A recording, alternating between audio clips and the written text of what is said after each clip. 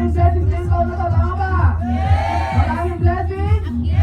Maraming income? Maraming resulta?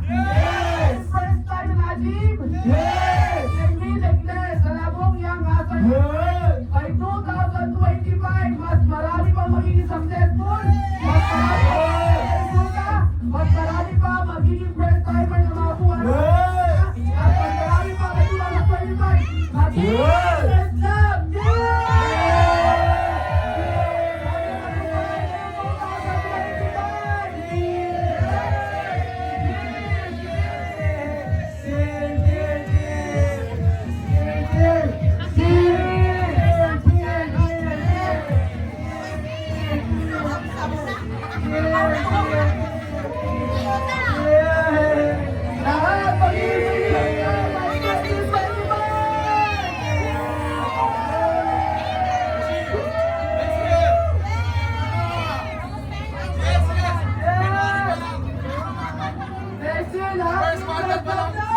Good.